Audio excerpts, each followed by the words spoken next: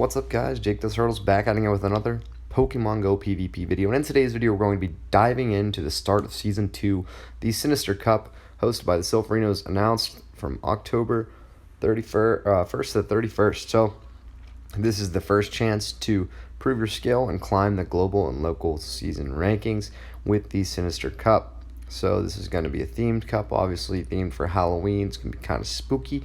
And here's what you need to know about the Sinister Cup. So if you guys didn't know about Silph, they host tournaments, themed tournaments each month that you can find on your local map. If you have questions about finding that local map, go to this page and then go to the tournament map. So Sinister Cup rules.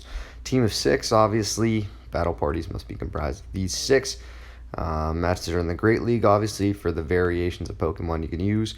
The typings, that's going to be important, guys. It's going to be Ghost, Psychic, Steel, and Fighting. Now, obviously, there's going to be some restrictions because some of these Pokemon are going to be OP.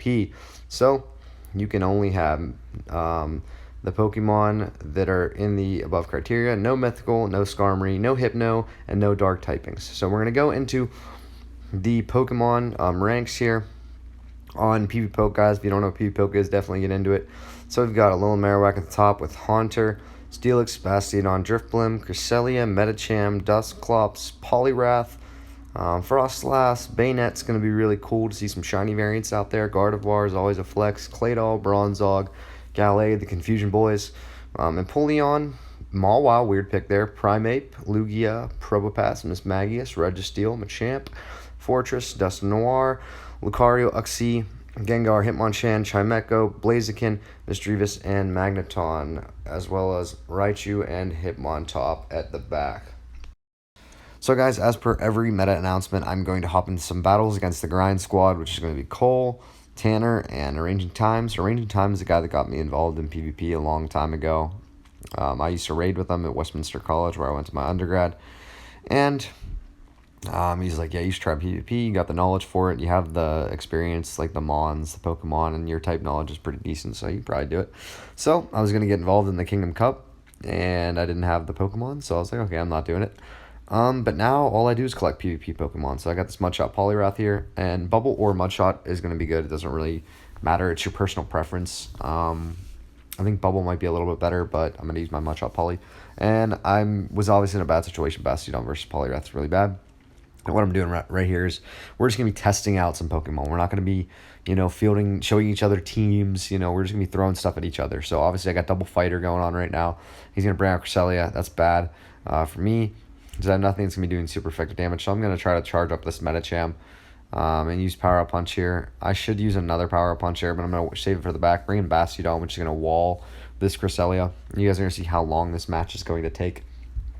Expect some Cresselia versus Bastiodon matches in the back. It's going to be like your Azu versus your Skarmory, or your Azu versus Azu matchups. It's going to take forever.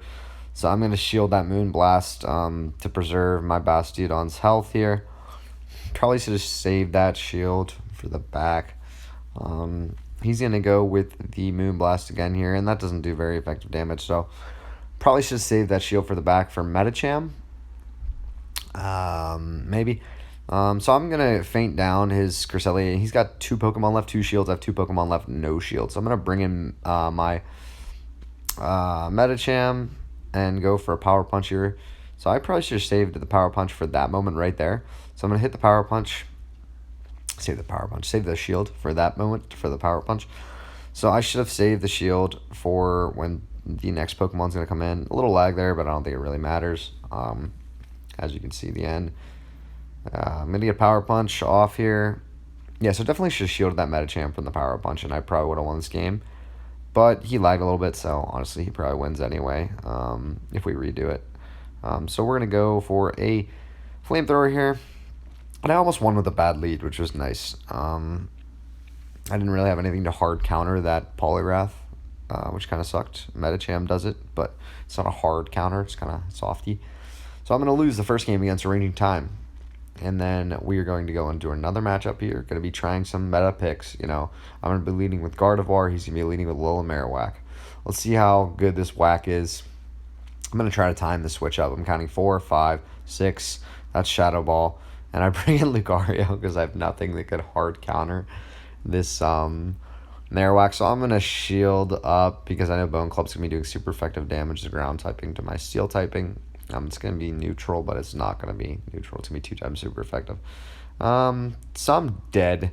Just going to sacrifice this Lucario. I wanted to get off a Power Punch to see if I could bait it, and I did bait it. Got the bait, which is good. I'm bringing my Haunter here, and he brought in Cresselia, and some of you may think that's a bad idea because he's got a Psychic typing, but that Confusion is going to be doing at least 25 damage to my Haunter each, and it's going to be able to die in 4 Confusions before I can even get to another charge move. So he's going to get to his charge move, or yeah, I'm going to be able to get to a Shadow Ball and get the shield out of there, but it doesn't really matter because he's going to be able to do so much damage with those Confusions.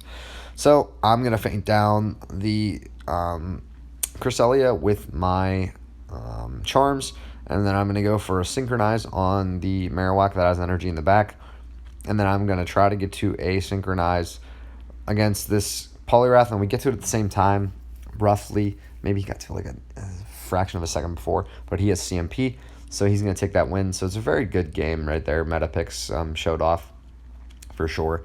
And I'm going to go in this last match with Poliwrath into a Frostlass. This is a bad scenario for me, guys. I probably should just get out of here in the first place. But I'm going to stay in it and see if I can charge up this Poliwrath. So I'm thinking about shielding. I'm like, okay, maybe this is Shadow Ball, and I shield it. So very bad counting there by me. I don't think he had enough for Shadow Ball, but Powder Snow farms pretty quickly, so who knows. And this is where I should get out. After I charge it up, I should get out and bring in something that hard counters this Frostlass. But I stay in, and I go for another Power Punch because I think that's a good idea. And as you guys can see, that's a horrible idea. Not very effective damage. And then here comes the KO. So, yeah. I'm going to lose. He's got both of his shields down. And I should have brought in Bastiodon before that Shadow Ball came. So, yeah, going to farm up here a little bit. Not going to shield here because I'm thinking that Shadow Ball's coming. Or Avalanche. It doesn't even matter. It's only going to do probably about 30% damage. And I need to save a shield for the back for Selly, just in case he has another ghost back there. So I'm going to bring in Cresselia at a perfect time to draw that Power Punch out.